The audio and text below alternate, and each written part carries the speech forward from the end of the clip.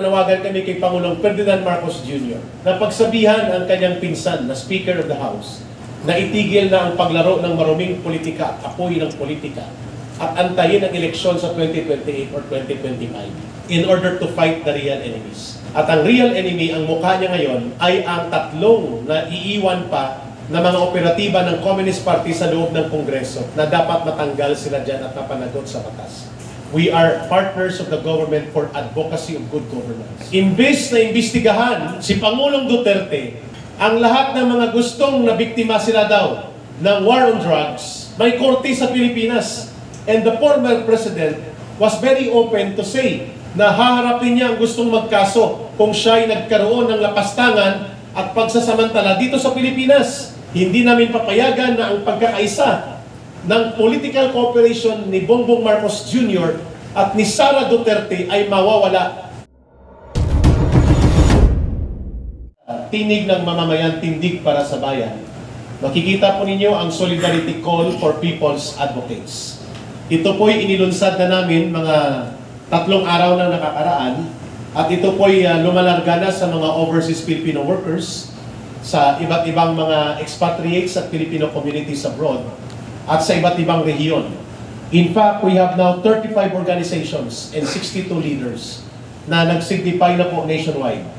At kasama po kayo dito ngayong hapon, babasahin ko lang at explain ng maiksi ano po yung panawagan na ito. Number 1, solidarity statement and call to action of people's advocates. Unite the people in order to defeat the real enemies of the state and our country. Ibig sabihin, ang layunin po ng tindig ng mamamayan, tinig ng mamamayan, tindig para sa bayan, ay pagkaisahin ang pamahalaan at ang mamamayan para po labanan ang totoong kalaban na nagwawasak ng ating bayan. And that is none other than the CPP, NPA, NDF. Number 1, we shall unite the nation and stand with the government against the real state enemies, especially the CPP, NPA, NDF. Ibig sabihin po na nanawagan kami kay Pangulong Ferdinand Marcos Jr. na pagsabihan ang kanyang pinsan na Speaker of the House na itigil na ang paglaro ng maruming politika at apoy ng politika at antayin ang eleksyon sa 2028 or 2025. Doon sila makipaglaro ng politika. Bahagi ng demokrasya ang pagkakaroon ng ambisyon politikal. Pero yung maging ambisyon mo ay tutungtungan ng isang alyansa na magbibigay ng kapangyarihan, pundo, poder, at oportunidad sa kalaban ng mamamayan, hindi po namin pwedeng tanggapin yun. That is not an opportunity for you to do political operations at the expense of security of the people in the state. Malinaw po yung tindig namin sa number 1. We shall unite the people with the government in order to fight the real enemies. At ang real enemy, ang mukha niya ngayon, ay ang tatlong na iiwan pa na mga operatiba ng Communist Party sa loob ng Kongreso na dapat matanggal sila dyan at napanagot sa batas. Kung kinakailangan ikulong sila at managot sa krimen sa pag-promote ng terorismo ng CPP, NPA, NDF, we should do that. Number 2, we are committed to identify opposing political tactics and misinformation campaign, kagaya ng mga kampanya na guluhin ang ating political landscape sa intriga ng impeachment, sa intriga ng pangingialam ng International Criminal Court, mga resolusyon na ang layunin ay magkaroon ng political rivalry within the government and administration of Ferdinand Marcos Jr. that destroys the foundation of political cooperation and unity of the people. Ayaw namin nun.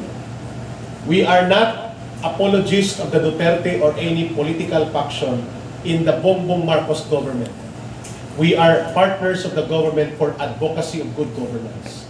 Ang presidente ng bansa ay incidental lamang. Ang kanyang representation at ang kanyang kapangyarihan ay ipinahihiram lamang ng mamamayang Pilipino sa kanya. So if it is now the Bongbong Marcos Jr. that is in power, so be it. Pero hindi kami papayag na ang mga gains of the past ng matino at mabuting pamamahala, grounded on strong rule of law, and on the ground of good governance, dahil lamang sa political conflict ng mga personal interest within the factions of the ruling government right now, ay mawalang bahala na at bahala na kung masira ang lahat basta magkaroon ng political rivalry at the early stage. Hindi kami papayag dyan sapagkat ang disadvantage niyan, taong bayan. At nakita na natin na ang CPP, NPA, NDF, anything that is in chaos under heaven is a favorable opportunity to launch a revolutionary movement. Maoist doctrine yan. Ang lahat ng kaguluhan sa ilalim ng kalawakan ay oportunidad sa paglulunsad ng armadong revolusyon at pagpupukaw ng masa. Yun ang kanilang gustong mangyari. Mag-away-away ang paksyon na nagkakaroon ng mga bangayan ang loob ng gobyerno so that there will be no focus on the part of the government to concentrate the efforts and resources against them. Weakening of the government by splitting the ranks of government leaders is a classic doctrine of United Front principle, na yan ang aming pinag-aaralan at ginagawa nung nandun pa kami. Third, maliban pa sa panawagan na ito, kami po'y nananawagan ng immediate investigation. Imbes na imbestigahan si Pangulong Duterte ang lahat ng mga gustong nabiktima sila daw ng war on drugs, may korte sa Pilipinas. And the former president was very open to say na haharapin niya ang gustong magkaso kung siya ay nagkaroon ng lapastangan at pagsasamantala dito sa Pilipinas. Ay ngayon, bakit pakikialaman tayo ng mga dayuhang entity which are no longer part of our instruments of law? Hindi natin ito kinikilala, kaya kami nananawagan na kung may dapat imbestigahan, kagyat sa loob ng ating pamahalaan ay ang pag-operate ng CPP, NPA, NDF sa ating bansa, sa loob ng Kongreso.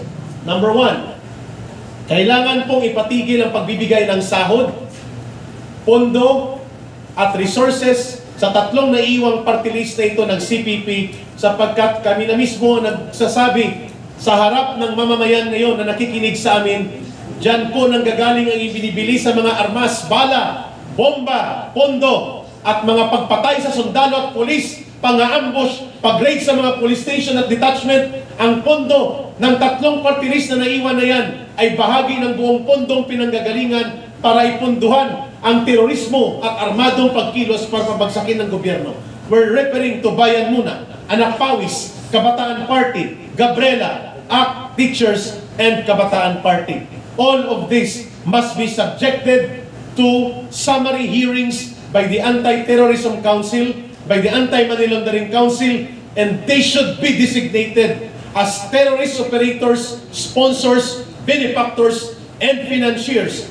And we are challenging the leadership of the House of Representatives to invite us in an open forum na wala sila at hindi kami technical sa parliamentaryong procedure, and all of us will be coming out in the open to testify before the country and reveal everything about this kind of sinister schemes na pinagpapatuloy nating itolerate sa loob ng Kongreso.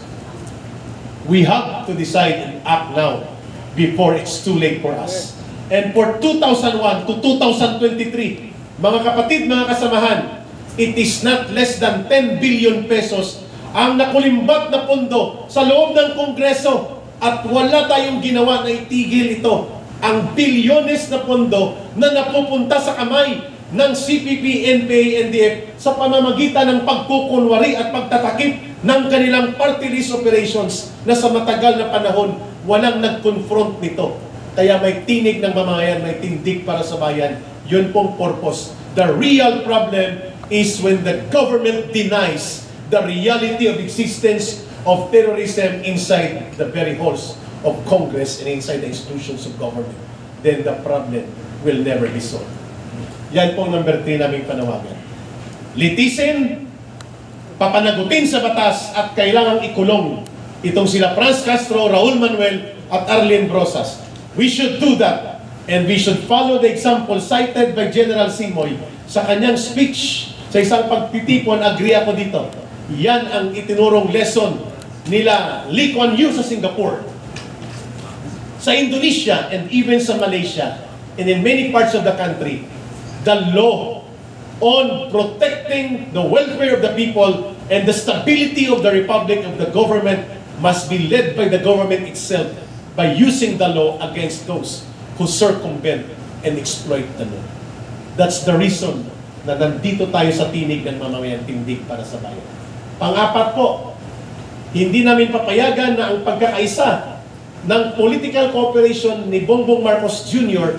at ni Sara Duterte ay mawawala at magiging mahina ang administrasyon na ito sapagkat when the Bongbong government, Bongbong Marcos Jr. government and Sara Duterte become enemies of each other and the unity of the foundation of their political cooperation founded on elections na pinagkatiwalaan sila ng mamamayan, who will benefit from that? Definitely not Martin Romualdez. Strategically, tactically, and strategically, it will be the CPP, NPA, NDF. Makikinabang sila sa pagkakaroon ng malaking hidwaang politikal sa loob ng isang pamahalaan sapagkat hindi magkakaroon ng malakas na puwersa ang pamahalaan na atupagin sila. That is exactly the purpose of political alliance operations na ito. It should be reminded not only to Speaker Martin Romualdez but also to Sara Duterte and to President Bongbong Marcos Jr.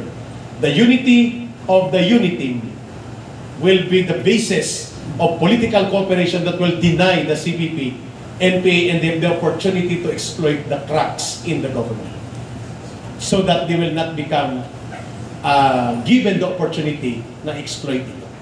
Panghuli po, we are committed to promote all programs of the government, lalo na po ang layunin ng pagkakaisa para isulong ang National Task Force to End Local Communist Armed Conflict. We will not allow any forces, any politicians na hadlangan po ang layunin ng pagkakaisa ng mamamayan na i-address ng pamahalaan ang mga fundamental na usapin sa kabuhayan, pang-ekonomiya, panglipunan at pangpolitikang pangangailangan ng mamamayan sa pamamagitan ng matino na pamamahala, good governance. Hindi po kami natitinag o nababahala sa ingay ng politika kung wala ang problema sa communist terrorism.